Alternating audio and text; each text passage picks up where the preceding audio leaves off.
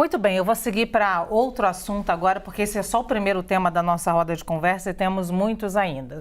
O dono de uma distribuidora foi agredido por um policial militar em Formosa, cidade de Goiás, que fica no entorno do Distrito Federal. A agressão aconteceu porque o agente teria reclamado do som alto de um cliente do estabelecimento.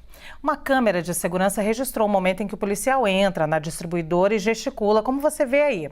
Na sequência, ele vai para trás do balcão do bar e começa a bater no comerciante. A esposa do empresário, que está grávida, presenciou tudo.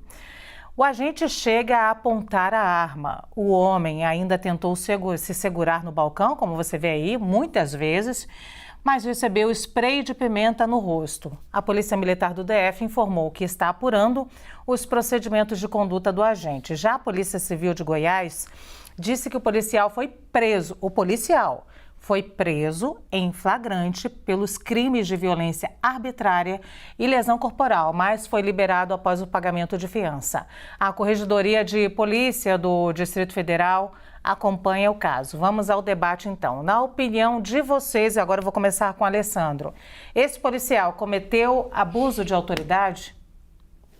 Olha, Luciana, olhando para a situação que está posta ali, parece a repetição de vídeos que a gente tem visto aí há 2, 3, 4, 5, 6 anos. Tá? Então, a gente vê sempre vídeo, quer dizer, hoje é interessante porque é um fato negativo, mas que só se torna conhecido porque hoje você tem câmeras de vídeo, celulares espalhados no Brasil inteiro. Então hoje a gente consegue ver com mais clareza, né? E eu tenho um respeito às instituições policiais, mas veja, há uma tradição institucional, né, de abuso por parte de policiais. Eu escuto isso, costumo brincar, desde criancinha dos meus pais. Né? Sempre morei na periferia aqui de São Paulo, conheço muito bem como funciona esse círculo vicioso de abuso de autoridade por parte de policiais. Isso sempre foi uma tradição.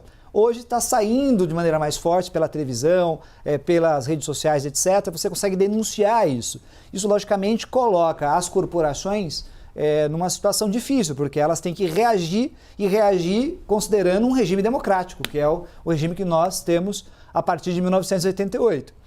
Quando nós olhamos uma cena dessa, então parece uma repetição dessas violências que a gente está vendo o tempo inteiro. Olhando a cena em si, veja, pode aparecer alguma situação posterior que muda essa questão.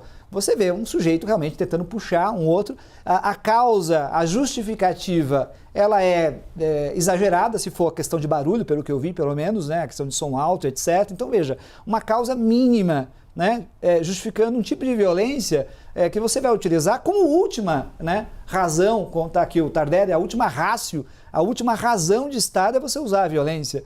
Você vai dialogar, você vai chamar reforço. Veja, eu não conheço absolutamente nada, Luciana, de procedimento policial, mas olhando o mínimo de racionalidade, você imaginaria um diálogo inicial, você chamaria reforço, você verificaria qual é a questão que está posta ali, se é uma questão puramente particular ou não, mas o que nós vemos ali é o uso da força. Simplesmente o uso da força. Então, eu diria que ali tem indícios fortes, por isso que eu falo, não quero fazer um pré-julgamento, mas há indícios fortes, né, de repetição de uma cultura de violência e de abuso policial. E, logicamente, aí você tem os órgãos que vão apurar isso. Já é uma novidade você ter os órgãos falando, olha, foi preso de pronto, vai ser apurado. É uma baita de uma novidade isso já. Mas eu acho que ainda assim é insuficiente porque a gente precisa de uma mudança institucional, o que é muito difícil.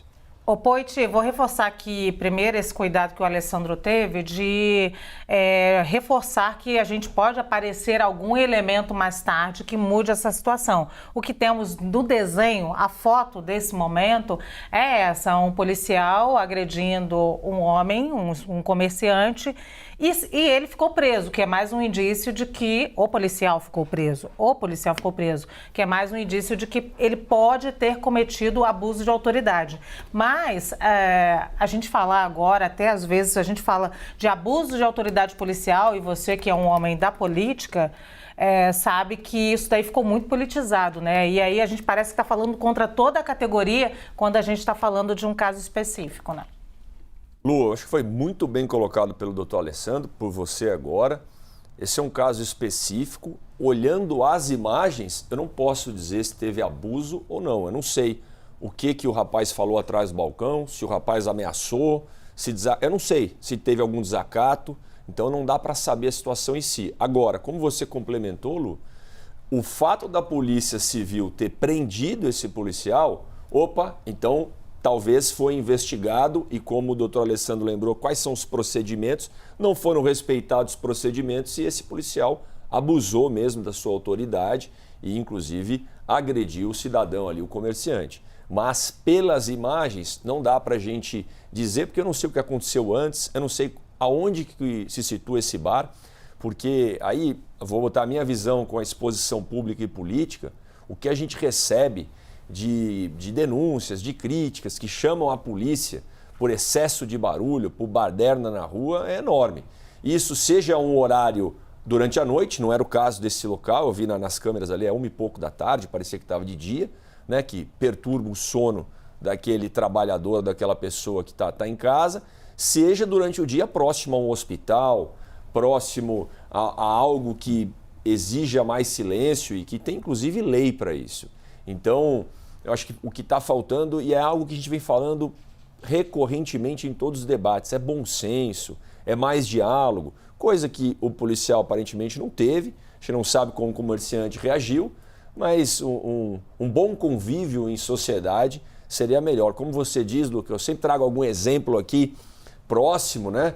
Eu recebi um vídeo esses dias e coincidiu, porque eu vim debater isso da Avenida Iraí, ali 312 em Moema. Em Moema, eu não estou falando lá no Goiás, não, eu não lembro, não sei onde que é esse lugar, né? Se é no interior, se é na região central, mas está falando do bairro de Moema, região nobre do estado de cidade, São Paulo, com um posto de gasolina, 1h30 da manhã, o pau torando no som, a polícia não resolve, aí eu não sei se teve conflito. Então, essa questão do barulho, Lu, né? Eu sei que não é o assunto, né? O barulho perto de um hospital ou durante a noite, mas é algo para as pessoas se atentarem, buscarem ter mais respeito um ao outro, que a gente vai evitar que chegue a uma situação lamentável como essa do vídeo. Muito bem, a situação às vezes é muito pior nas periferias ou Poit, mas só para não confundir o nosso telespectador, dizer que aquilo ali é uma imagem de dia ainda. Se eu não me engano, era 1h30 da tarde, tinha um reloginho na imagem, mas eu não consigo agora definir. Não, era exatamente 1h30, Lu. Até eu mencionei na minha fala, porque eu tomei cuidado de ver e tinha a luz do dia entrando lá. Tinha a luz do dia entrando, exatamente. Tardelli. Olha, claro que não há dúvida do excesso policial, acho que não há nem o que dizer sobre isso. A minha preocupação é outra, eu acho que está faltando um estudo epidemiológico sobre violência policial. Nós temos dados que são preocupantes, a gente não pode chamar de casos isolados, porque eles vão se somando. Nós precisamos de um estudo profundo, como uma epidemiologia mesmo. O que está acontecendo, afinal? O que a gente sabe, por exemplo, é que nas gestões, no governo anterior, a abordagem de direitos humanos foi abolida do curso de formação do policial rodoviário federal.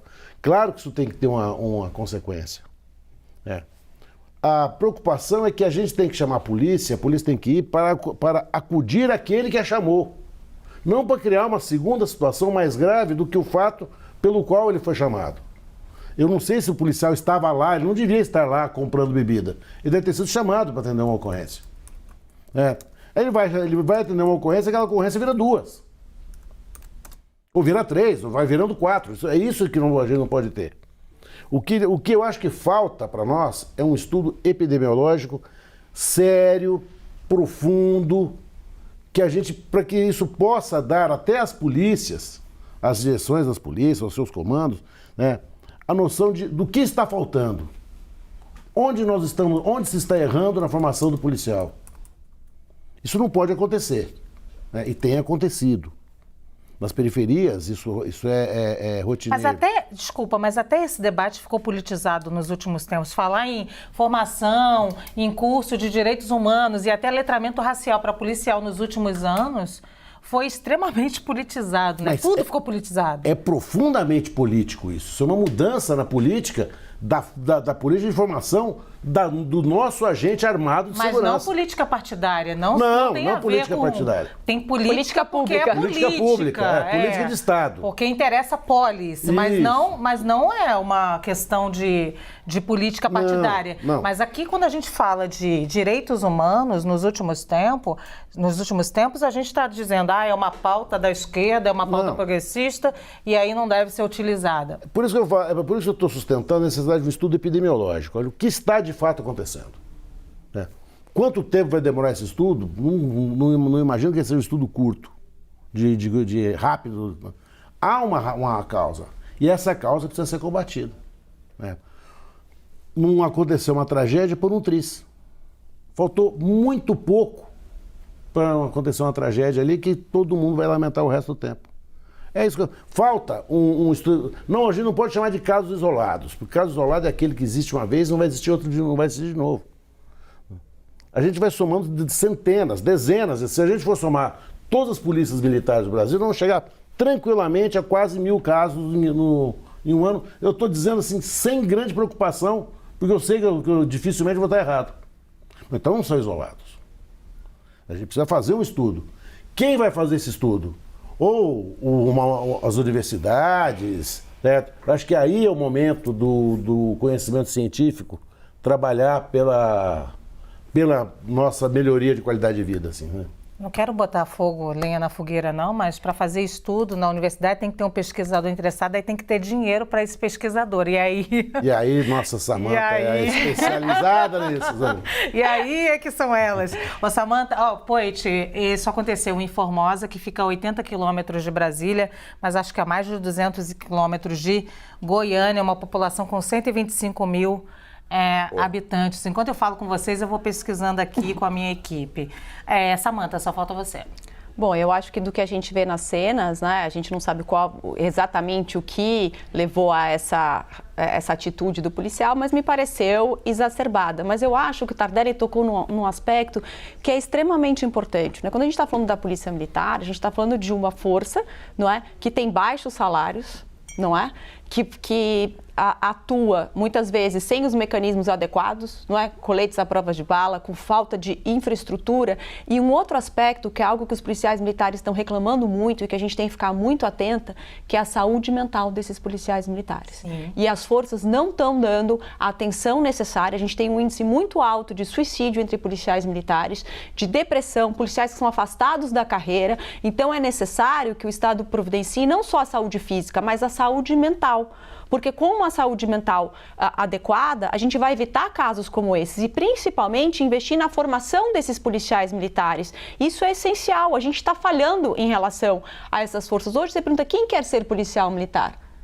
Não é? Se você tem baixa remuneração, você coloca a sua vida em perigo, a formação tem que ser adequada, você tem que ter acesso a uma saúde física, uma saúde mental, e claro que isso vai evitar que situações como essas aconteçam. A polícia existe para nos proteger, não para agredir. Mas o que a gente está dando de incentivo e de proteção a esses policiais militares? Principalmente pós-pandemia. Eu acho que é necessário a gente repensar e dar assistência à saúde mental desses policiais militares. Eu acho que isso é imprescindível.